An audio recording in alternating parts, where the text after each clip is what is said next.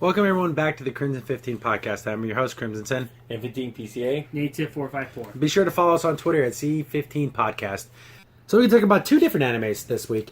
Boogiepop Phantom. If that means nothing to you, it's probably because you're not old like us. Yeah. But there was a really cool psychological thriller. It even had cyber thriller. It was on the anime block on Tech TV when they used to show it. But I actually have the DVDs. This is back when I actually bought DVD collections. It says in 2000, Boogiepop Phantom was like a loose collection of stories and happenstances that if you watch them all separately, you'd be like, how do these things connect? But there's an overall connecting. Yeah, it's an arching story. Yeah. It kind of reminds me of the precursor to Paranoid Agent. Yeah. It's a very kind of surreal, dark. There's a detective, and all these things are happening, and this Boogiepop Phantom is maybe because there's drugs involved, and it's cool. Just a cool series. Gosh, and that was a cool block because also paired with Lane, which is another great, very similar to this. Yeah.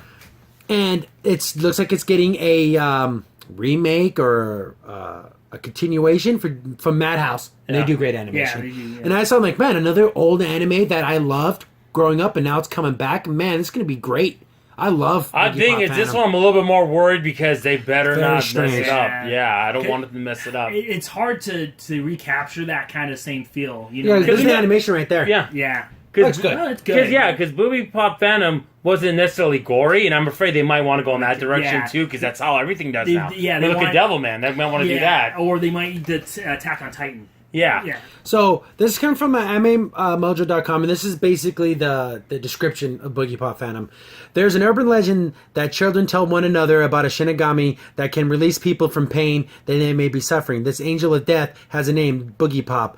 And then the legends are true. Boogiepop is real. When a rash of disappearances involving female students breaks out at Soria Academy, the police in the facility assume that they just have a bunch of runaways on their hands. But Nagi Kimura knows better. Something mysterious is afoul and afoot. Is it Boogiepop or something more sinister?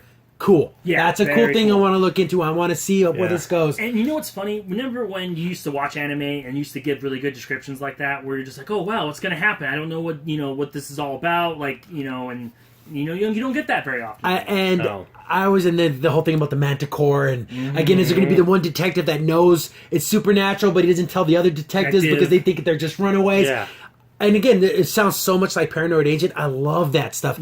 Dark, muted colors. It's raining, your back alley stuff. That's the kind of cool stuff I want. I don't need girls with squeaky voices jumping up and down and panty shots. I don't want any of that. I want this. Yeah, that's the thing. And then when you talk about Night, I think Sakura Khan, he was such a great guy. He died. He did so many great works.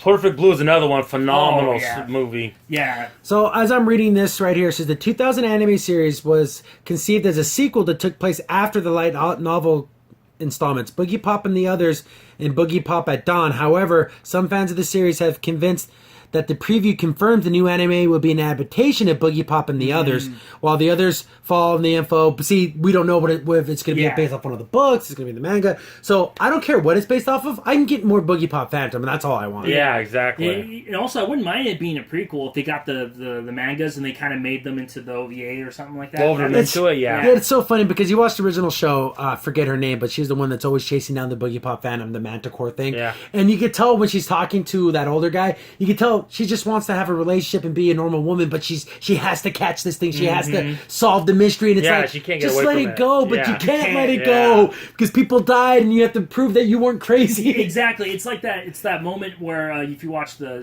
Zodiac Killer movie, where he thinks he's got to solve this murder. He's got to solve who this guy is. You don't have to. You can let it go, but he just can't. And that's the same feeling she has. I can't let this go.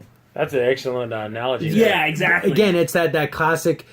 When you start chasing, you're throwing your life away. Exactly. But also it affects other people, and you see individual stories in this throughout the whole series. Like each episode will be a different. I think one of my favorite episodes is the one where there was a guy who was obsessed with a video game, and it was like one of those dating sim games, and he thought the girl in the game was like a girl that was in his school, and then he's buying her all these little gifts and everything, and he's like, "Oh, how come you're not wearing the bow I bought you?" And he's just going crazy, and at the end of the episode, he's just like a junkie in a freaking alleyway. Yeah, and that girl that he obsessed over is walking by, and she looks over like, "Who's that crazy guy?" But then if you would watch it, he was in her class. Yeah, because he starts, because throughout the episode he starts losing reality. He thinks he's part of that game. He's in the game.